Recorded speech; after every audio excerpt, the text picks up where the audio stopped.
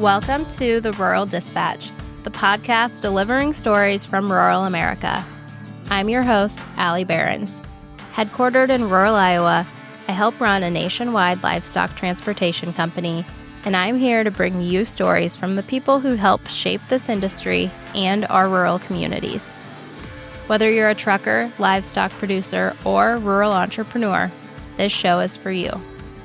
Each week, we explore the realities of rural business life, from the highways to the fields and everything in between. So buckle up and let's dive into today's episode.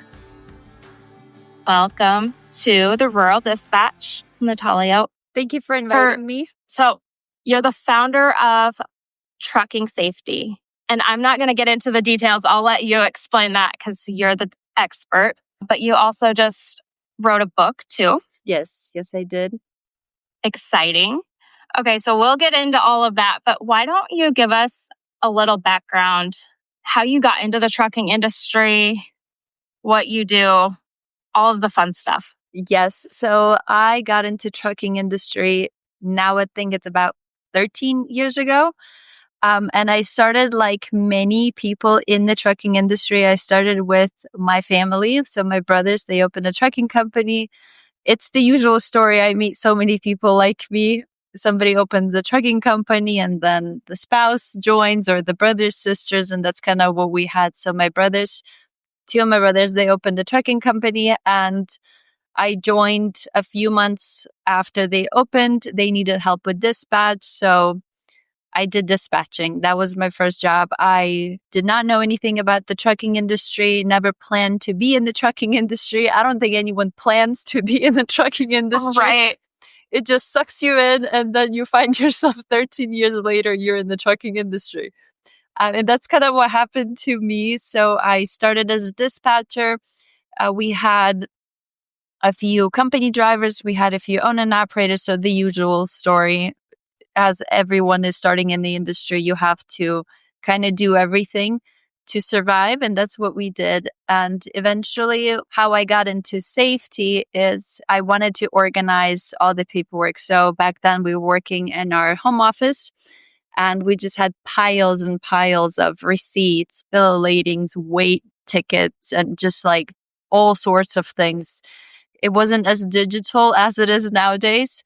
So I wanted to organize the paperwork because that's who I am. I needed to be organized, and that's how I got to safety. The short story is I started organizing, and I found the letter from the FMCSA for the entry-level audit. So I read the letter. I did not know who these people are. We had no idea. Nobody knows anything. You're just kind of like trying to figure it out. And so I called my oldest brother, and I was like, do you know who this Dot is? Because I didn't know it was DOT. And he was like, I know it's important, so don't throw it away. And that's kind of where my research started. Back then, there wasn't as much YouTube videos. There weren't as much resources. And so I started reading. I read the manual that the FMCSA provides you, prepared all the documents. So just kind of the usual, passed the audit. And I thought, great, we did it. That's the end of the story. We don't have to do anything else. But apparently that was just the beginning, because the entry-level audit is not the full essence of compliance. It's just touches on compliance, and it makes you think that you got it. But that's kind of how I got into the safety and compliance world. But trucking safety specifically, I was working with my brothers for about 7 years, and eventually I built all the processes, systems, and I realized that a lot of people are probably struggling with the same thing, and that's how the Trucking Safety was born. Yeah, that's me. And I think your story is a common one. I mean, that's resonates with me too, because here I am. I never planned on being here. My husband is the trucker. And then I sit down and I'm like, okay, we should really modernize this. Everything's on paper and nobody really knows where everything is or where it's supposed to go. And that's how I came across you, because I was like, surely someone has done this. And the industry does have a lot of solutions, but they do charge a lot. So it kind of makes you wonder what is the easiest and the cheapest way to go about this. But I do meet all the people that I work with, most of them are the same story. Like my spouse, my family member, and so it's the same story. A lot of people can relate to this. Yes. And as a smaller company, you don't want to pay a lot of money for somebody to do it for you. Yeah. You kind of want to still have your fingers in it so you know what's going on. You don't want to farm it all out. And so this is a really good solution, I think, for small companies. Yes, it took me about 4 years to get to this solution. So I have, as I was building, because I need perfection, but I also, there's constraints, right? So I understand it's small business. I understand it's like I was there. I was kind of thinking, what would I want? What would help me? So I honestly, the stuff that I built, the courses that I've made, I have remade it about 5 to 10 times each product just because I was okay, it's not good enough. It's not good enough. It's not good enough. It doesn't solve this problem. It doesn't solve that problem. So it was a very long time coming. Like it took a long time, but eventually I think I have come to a place where I'm like, okay, this works. This is good now. Yeah, a lot of trial and error, I'm sure. Yeah, pretty much. Well, and every company is a little bit different. So I expect that everyone kind of tweaks things to their liking too. And I think that is the most important part, is to be able to customize. So that's one of the things that I really did not like about working with softwares, is it because it locks you in and into a process, and then you just kind of have to work around them now. Now you have like another system that you have to cater to, and it just becomes harder and harder when you have all this, the TMS system you have to and it just becomes much harder to work in general. So I wanted something that every company can just customize, make it easier for them to work and make sure they're compliant and keeping up with all the regulations. Okay, so let me ask you this. Is there a difference between compliance and safety? Yes. And I think that's one of the most favorite topics for me personally, because when I started in safety and compliance, to me, it was the same thing. So initially I was like, okay, we need to make sure that our driver files in order, our vehicle files in order, everything is in order. But then I realized over time that what I do in trucking safety is I work with companies that have really bad safety scores. That's kind of the companies that usually reach out to me, and that's my expertise, is helping fix safety scores. And at one point I realized that I see a company and their files are 100% compliant, perfect. They look really good on paper, but their safety scores are really bad. So how can both of those be at the same time? And I think that's where I started researching further in that it's not enough just to be compliant. You also have to be safe.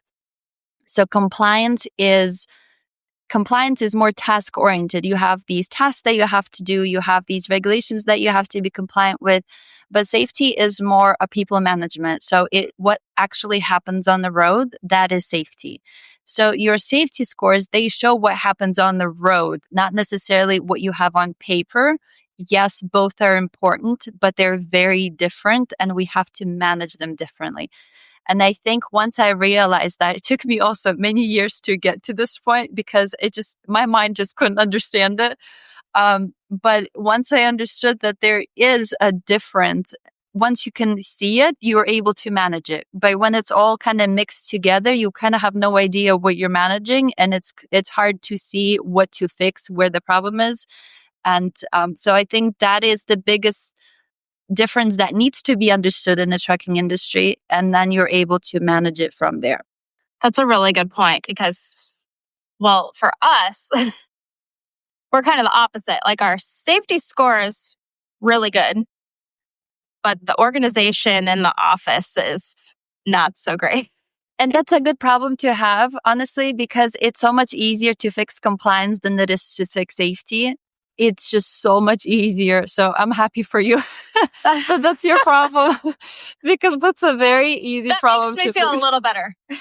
Because when it comes to fixing safety and fixing like the actual safety scores, that takes a lot of effort from the company because it's much deeper. You have to fix the strategy, the culture, the process.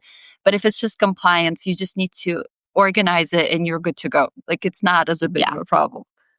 Right. So is it safe to say that safety probably affects the bottom line more than compliance?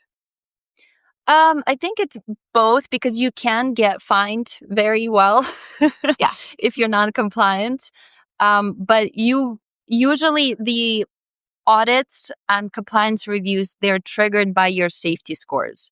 I have met a lot of companies whose compliance is not in order, but they never get audited. So it's kind of like, okay, because their safety scores are fine. I'm not saying you need to be non-compliant, but I'm just saying it's a much bigger issue when you are unsafe because that causes accidents, tickets, audits, reviews, and all sorts of problems. Compliance is more paperwork and just being able to keep it in order. And if you, like I've said, I've met a lot of companies whose files, they don't even have files. They never got audited. And they're like, we've been in business for 20 years. And I'm like, I'm happy for you. Like, I'm happy that you're alive as a business. So I would say a bigger issue in the industry right now is the safety. That's kind of the issue that we're dealing with right now. Yeah. Well, and you see a lot of headlines about that right now too. Yeah, that kind of makes it even worse. Yeah. What are the most common mistakes that you see? Is it management? Is it lack of education? I mean, what's the most common thing out there? So I would say there's two that are very prevalent in the industry. One of them is the idea that it's too hard, I need to outsource it. So this happened because of the marketing that we've seen from software companies and third parties. They have made this safety and compliance be like a thing that you can't handle, you shouldn't touch, or it's going to blow up. Like it's that feel. So whenever you fill out an application for your MCDOT, when you submit the application, within a second, you start getting all these calls and they're like, you need to buy this, you need to do this, or you're going to get fined, you're going to get shut down, it's going to be all bad. Don't do it, don't touch it, we will do it. So I think that creates this panic. And the person is like, okay, I guess I need to outsource this. So people are not given the chance to actually like get into it, learn it. It's not complicated, but it's very profitable for someone to do that, for you to outsource, for you to be scared, not touch it. And I think that's the biggest mistake that people make is they don't give it a chance. Because what usually happens after that, so a person outsources, sometimes I have people reach out to me and they're like, they don't know if this message is from the government or not. So they just buy everything and they'll buy like an annual review 50 times. Like they don't know what they're buying. They're just like buying everything. And because of that, they don't really give it a chance to like figure out what do I need to do? What is required of me? And what happens is after a few years, once the company wants to scale and grow, they're like, okay, I need to figure out what this is because it becomes more expensive to outsource. And the biggest problem in all of this, the biggest mistake is that the first 2 to 3 years, the FMCSA gives you time to learn this stuff. There's a learning curve. And if you're not learning from the beginning, you're missing the learning curve. And that's the problem. And then when you start learning, it's already too late because you already have violations. They're already trying to audit you. It becomes harder to learn because you had those 2 years before the entry-level audit. They're much more lenient. They understand your learning. And the mistake is not to take that time and actually learn it, but to outsource it. I think that's like the biggest mistake that companies make is just outsourcing it and not learning it and trying to figure out what it is that needs to be done. But a second thing I was saying, when you do an entry-level audit, they usually ask you for very minimal things. Like you need like a driving record, a driver license. So just very minimal. And then I would talk to people. I'm like, are your files in order? And they're like, I passed the audit. I'm good. They didn't like take a step further to understand, because then when they have a compliance review, which is different from the entry-level audit, all of a sudden the level of the actual audit is much more thorough. And then they're shocked that they don't have everything in order. So the entry-level audit is kind of misleading. It kind of makes you think that this is all they're going to check. And it's not that. There's much more of what you need to have. But it's just important to take the time to go through this learning curve and understand and not be afraid of it, because honestly, there's nothing complicated in it. So, yeah. Well, and you touched on this earlier, but there are lots of companies out there who have never been audited. yeah. And you definitely want to be prepared for that versus being audited and not prepared.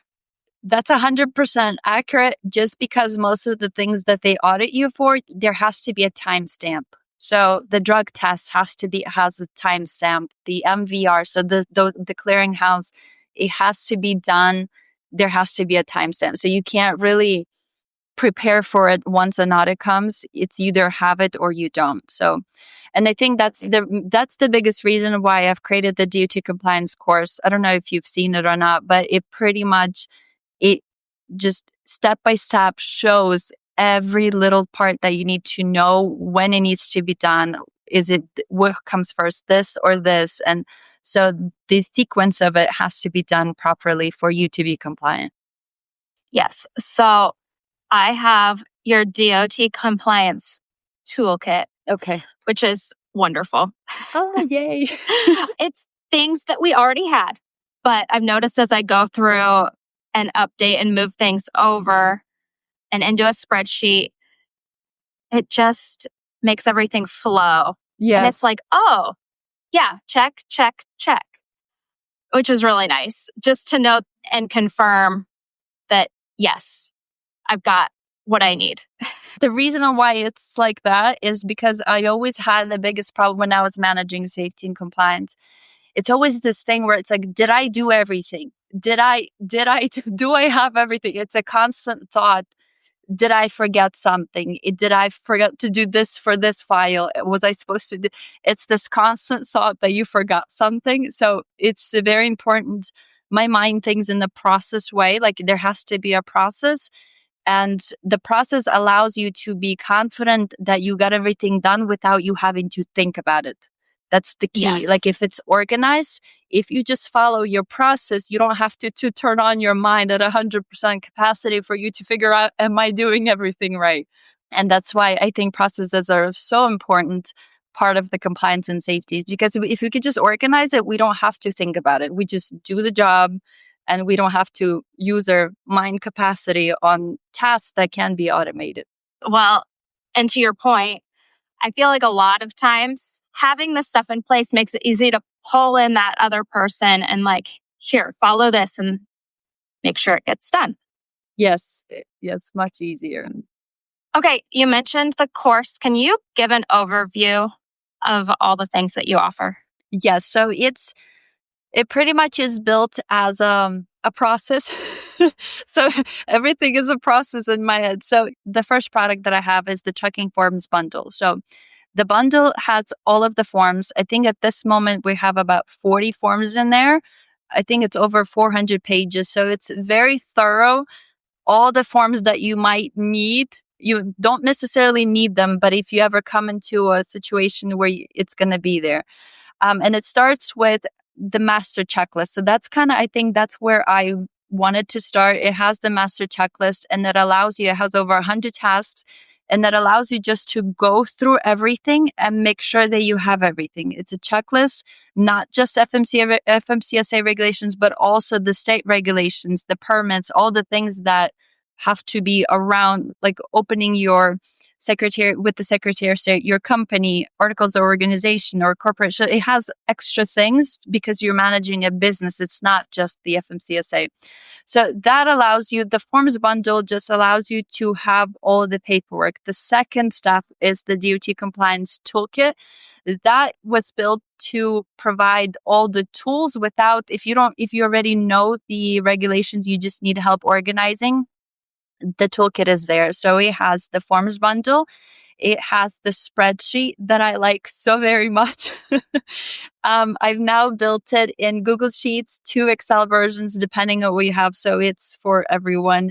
And it also has the online forms that I've built in Cognita Forms. I've also done a lot of research trying to find the best platform. I've researched all the platforms available. And I stayed with that one just because it would be more affordable for a trucking company. I think they charge $19 a month, which is really good compared to softwares that charge you per driver, per month, per truck. So the Cognito Forms allows you to send an application link to a driver. They can fill it out on their phone. And I love the customization in Cognito Forms. It's awesome. There's workflows that you can build. There is biggest 2 things that I was looking for when I was researching softwares is being able to save and return back to the application for the driver. So that feature is there. The next feature is you have to make sure that the signature is compliant according to the law. So it's there. And also, I really like the feature where you can edit the application. So when the driver fills out the application and you are reviewing the application and they didn't do it correctly, you have to send it back to the driver. They have to actually fix it. And that was the biggest feature I couldn't find in any other platforms. That's why Cognito Forms specifically is it because it allows you to take that link, send it back to the driver if they didn't fill out the 10-year history that they always skip or they just completely ignored half of the application. It allows you to do that just for $90 a month, which I thought it was really cool because it's a really nice feature that you need. And you don't need to like reprint the applications, have them fix it, come to the office. So you just send the link and they don't have to refill the application. They just have to fix the parts that they need. Anyways, I could talk about this all day. So I like the Cognito Forms. I built all the templates that you might need. And I really like talking with my customers later on. They show me what they built on my stuff. And it just makes me so happy because they're like, oh, we built all of our processes in Cognito Forms. We have our initial application, we have other forms. So they kind of take it further. And I just love that because it gives you like a base. And they streamline most of their other processes where if they need something from the driver, the check-ins, they just build a bunch of forms and it's just $19 a month. So that's the toolkit. It has all of the tools and actually added the video guide just to help companies customize their forms. I have videos in there how to customize those Cognito Forms, how to customize the spreadsheet, and how to organize your folders. It's a simple thing, but honestly, if someone showed this to me 10 years ago, I would have been so happy just because I've struggled with it for years. How do you organize these documents? Like, how do you just simple things and creating the proper folders in Google Drive and naming them the right way so you can find them in the search bar just makes everything so much easier. And then how you can like interlink the folder with the spreadsheet and just have it all more or less automated without having to pay a lot for the system. So that's the toolkit. It helps you it's a systematic way of managing compliance. And I think it's very affordable and you just take it, you organize it, you move on. The next step would be the DVT compliance course. So the course, I have worked on it. I've re-recorded the videos, I would say about 5 times. There's now over 70 videos in that course. And it takes the master checklist. So that was the AD. You have the master checklist and the master checklist is split into 5 stages. What do you need to do and when? So whenever you're opening a trucking company, what do you need to open first? Which accounts needs to be done first, second, third? What are you waiting on? So it's a very systematic way of even opening a trucking company. And the course just follows the checklist. So everything that is on the checklist, there's a video for every task. So you know exactly what you're clicking on, where you're going, what you're doing, and it follows the checklist so you know where you're at. And the course is split into the 5 stages. I have a lot of actually third parties buying the course and training their employees with the course just because how thorough it is. But the course just has the 70 videos. I think I'm always adding and updating. So I think at this moment it's over 70 videos and it takes you through, I want to open a trucking company to I pass my audit and everything in between. I love that. I mean, you're so thorough. You really thought of it all. You have to be thorough. And that's kind of like this job requires you to be thorough. And especially if you're selling a course, like you can't miss a thing. Honestly, like the amount of work that the mind capacity that had to be turned on to do this. But it's also very helpful because you can start at any stage. I have a lot of people that do it. They already have a company open, then that's fine. You can skip the first two modules. Then it takes you through the driver application. What do you need to see in the application when you're looking at it? What needs to be done first? It's all process oriented. So it's every step by step. Okay, now it's time to do the clearinghouse. Now it's time to, when you look at the MVR, this is what I want you to look at. Now, when you're looking at the drug test results, this is what you need to see. So it's a very thorough and step by step process. And then I also, within the course, there is a organization module where I just help companies, again, organize. It's taken like some of the toolkit stuff. Okay, here we're going to now organize it. There's workbooks to help you go through the process. And, but that's the DOT compliance course. It helps you from A to Z.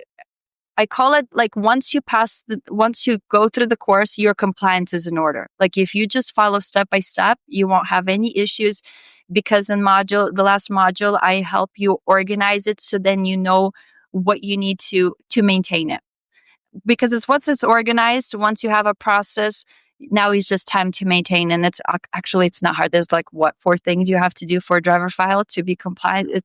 It's not difficult. And this is why people pay so much money, or this is what companies pay for a lot of money, is just that maintenance that they can do in 30 minutes once it's all organized. But the next thing that I've built, because once your compliance is it's also a process. Once your compliance is organized, the next step is you need to actually focus on your safety scores. So this is where I wrote the book called Safety is the New Profit, that explains what the next step is.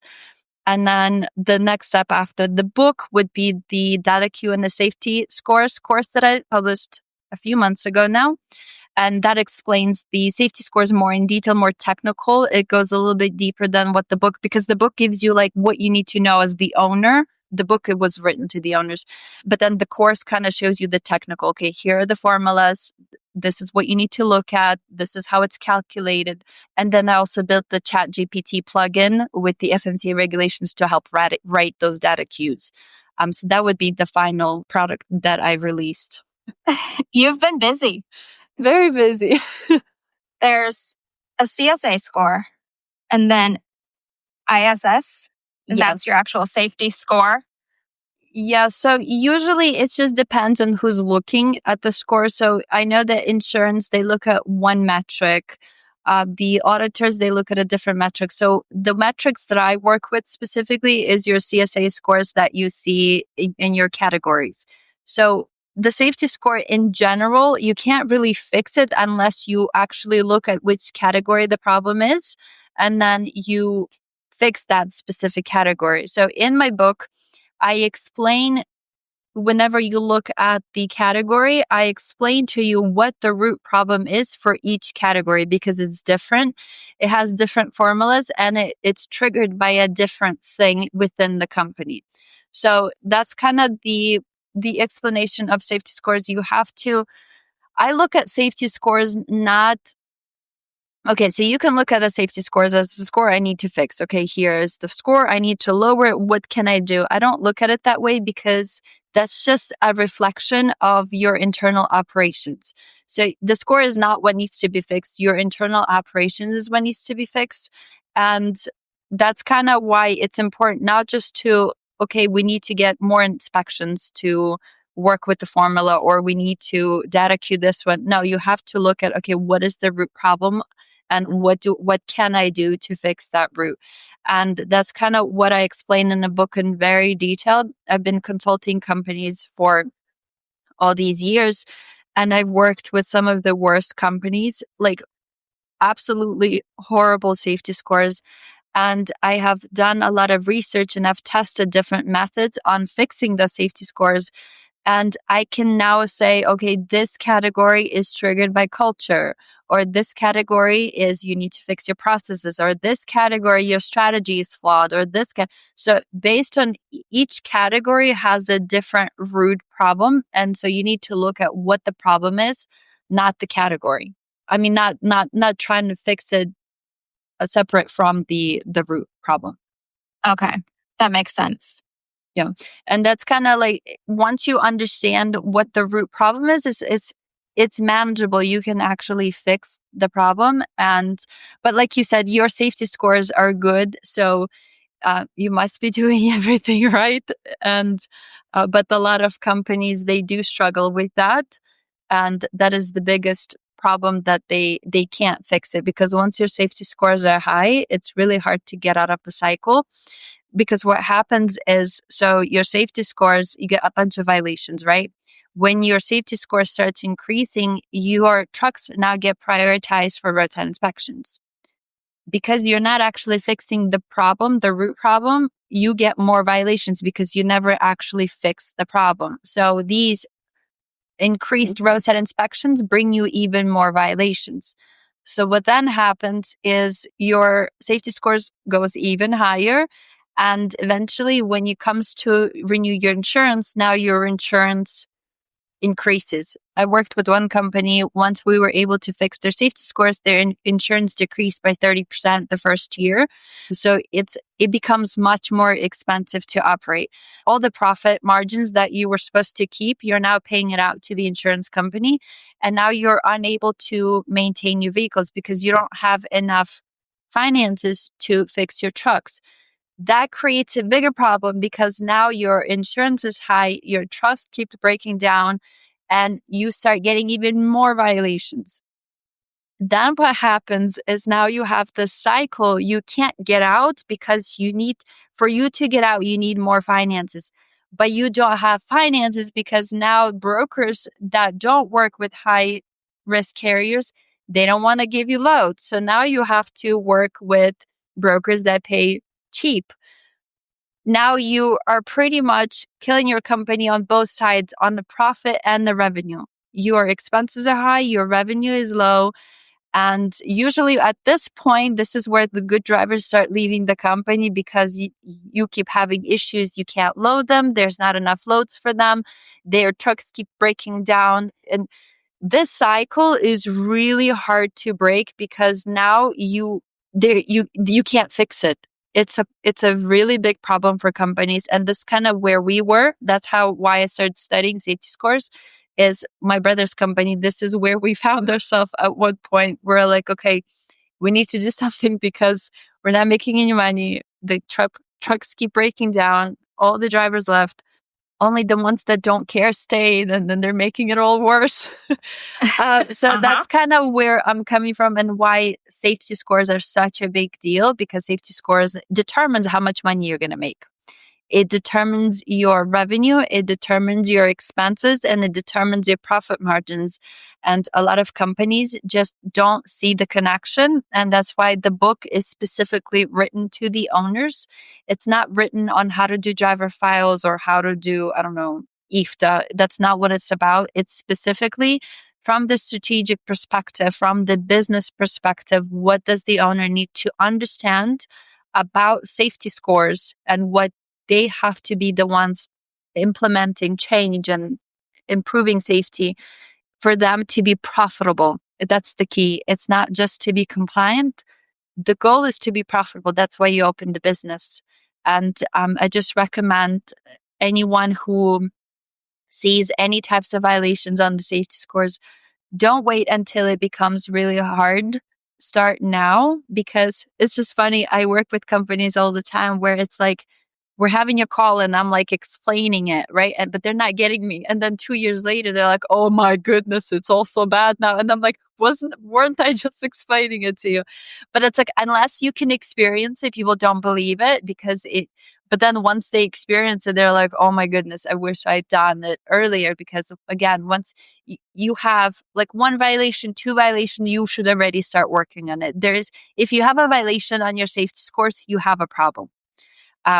So yes, it might not be a big problem, and that's good, but this is the time where with every violation, you have to you have to do something with that violation. If you just leave it, that means you're leaving the problem on the table. So I just recommend, if you see a violation on your safety scores, that you have a process of what do you actually do with it to make sure it never happens again. I love that. Do you think that it takes longer to fix a safety score than it does once it starts snowballing out of control?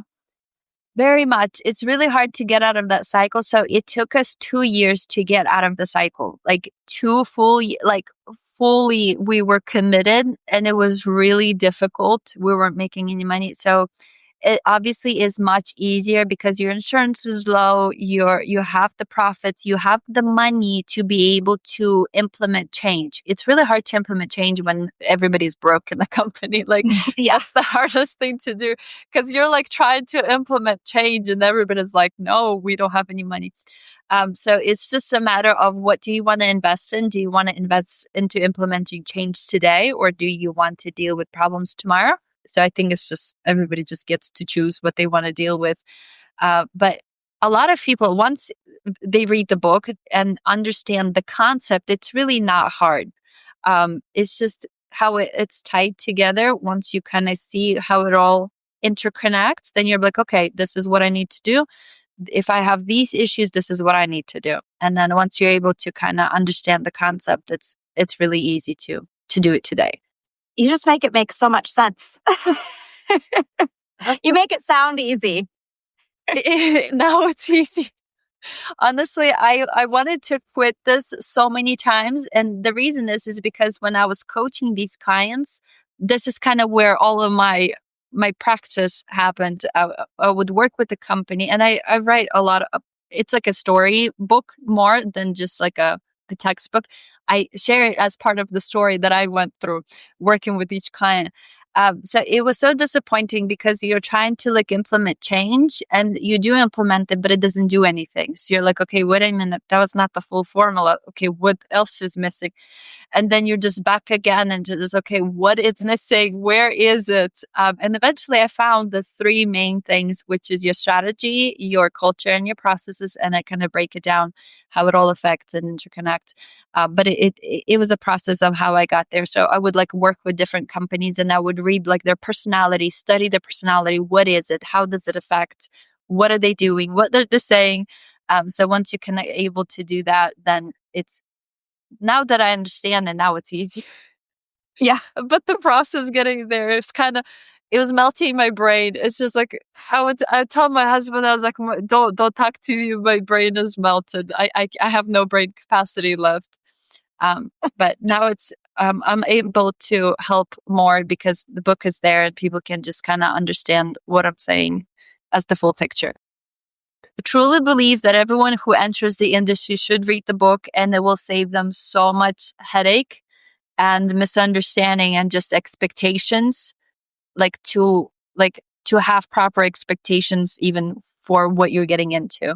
Definitely a good resource.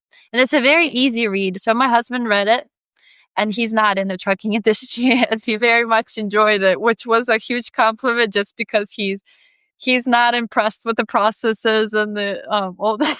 It's a different personality, and he thought it was very entertaining. I love that. Okay, so who would you say this is mostly geared towards? Like, what size operation? So initially, I was building it for smaller companies. I would say from 1 truck, because once you organize it, you don't have to pay anyone. I was thinking to 25. But honestly, I was surprised because I have companies with 100 trucks reach out and purchase this, set it up, and it works. And I was kind of amazed because I didn't think they would need it, but it's built really well. And I've also seen third parties use it, and I've seen third parties make courses on my material because it's like they use my forms to train other people, just because they're also process oriented. If you see my application, it's like, do you have this? Do you have this? It just takes you through the process. So I have seen larger companies with 100 trucks use it, and it works for them. So I guess whoever wants to make it work, it's going to work for them. Okay. I mean, that's honestly impressive. I know it works for us. We have 9 trucks 22 trailers. So like Yeah. not huge, but enough that the stacks of paper were getting out of control. That's awesome. I love to hear that it actually is helpful to people, because that's why I was building it, is to be able for it to be helpful. And it is. And it just makes me so happy. Yeah. Well, and I'm sure it's so satisfying. I like to nerd out on a spreadsheet. So when it all just comes together, I'm sure that's super satisfying for you too. Yeah, with the spreadsheet, I think the biggest achievement for me personally was the dashboard, because there are a lot of spreadsheets that do this, but the dashboard, I think, it allows you just to see everything without having to like click through everything. And I just love how it's automated. But it's not too complex. It's just simple enough for it to just be, okay, this is what I need to do. Yes. Like for me personally, I don't think I could ever figure out how to set this up on my own, but you have it so I can just go in, plug in my information, Yeah. and it's all done for me. Yeah. It's beautiful. Thank you.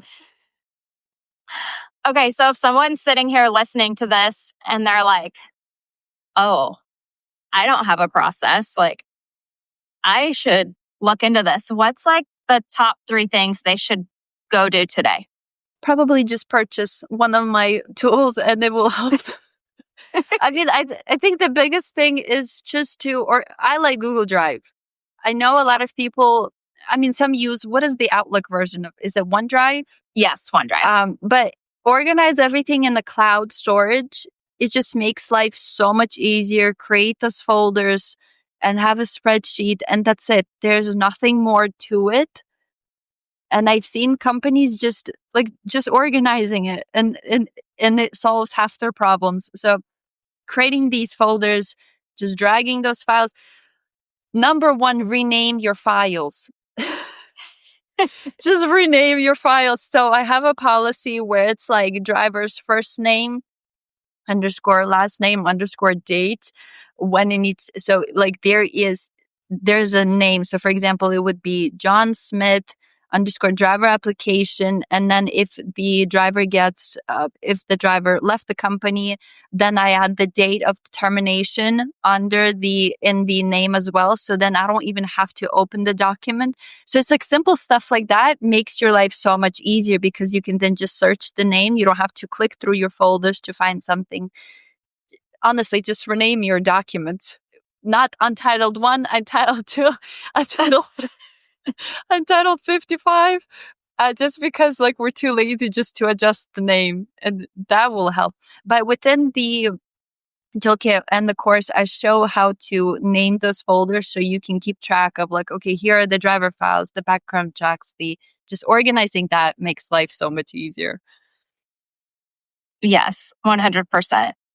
Go do an audit of what you have. So organize to do what that, you have. Yeah, so to do that, if you wanted to do an audit, I made 3 workbooks.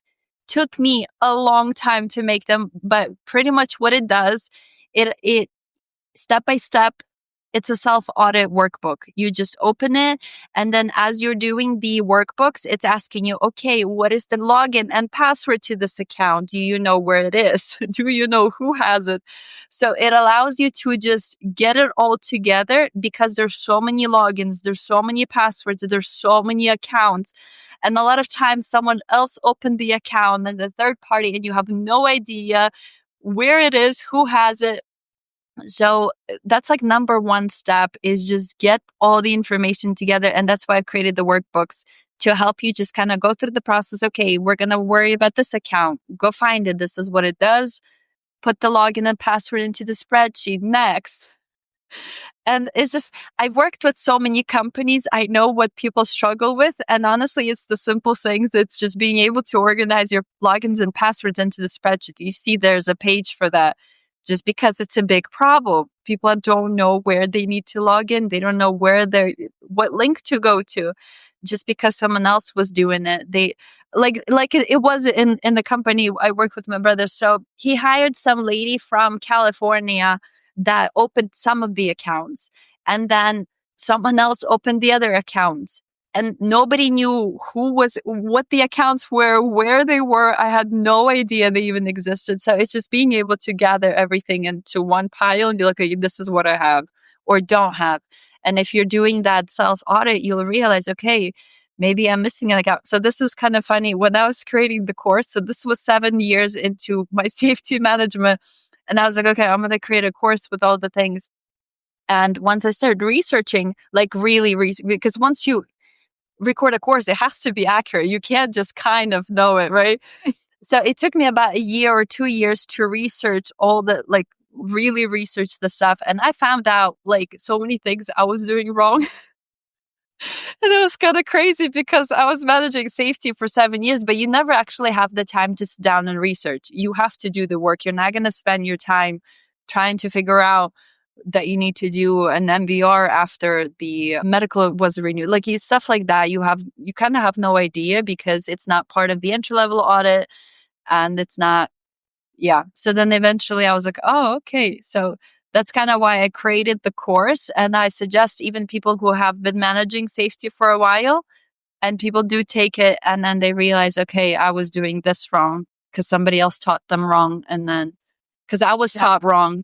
And I've had a mentor. I worked with Caroline a lot, and she's managed safety for years. She worked for XPO, so she's has much more experience. And she looked through my stuff, and I had other consultants look through my stuff.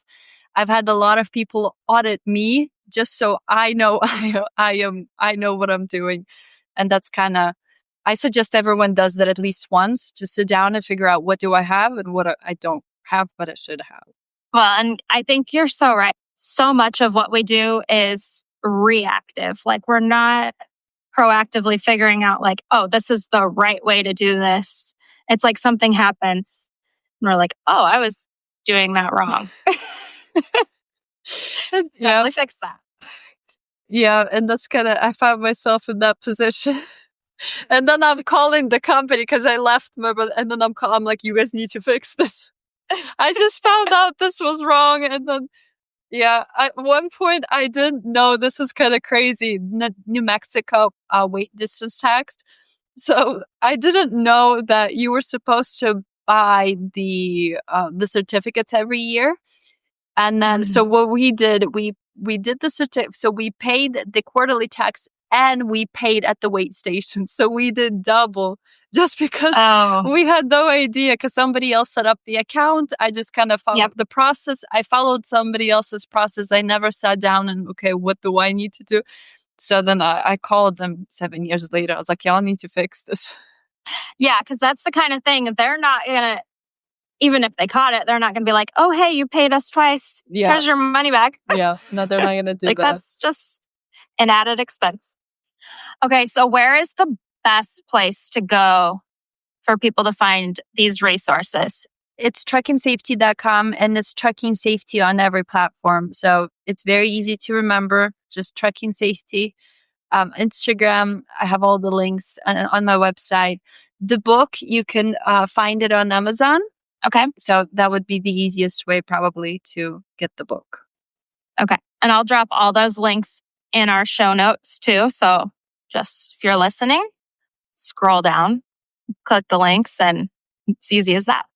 And then you were kind enough, if people do want to purchase any of these courses, toolkits, forms, you gave us a discount code for our audience, Rural15. Yes. So 15% off any of that. I recommend it. I personally used it and it's been wonderful. So thank you for all of your work because it saved me a pile of time. I'm so happy to hear that. All right. Well, thank you so much for joining me today. I love all of your insight. Thank you for having me and inviting me. Yes, of course. Again, check the show notes for all the links and go check out what Natalia has to offer because it's a really valuable resource. Thanks for tuning in to this episode of the Rural Dispatch. I hope you found something valuable to take back to your own operation. If you enjoyed this episode, please subscribe, leave a review, and share it with a friend. You can keep up with me between episodes on socials at Behrens & Co. Or join our email list on our website to get new episodes delivered straight to your inbox every Wednesday. Until next time, keep those wheels turning. We'll talk soon.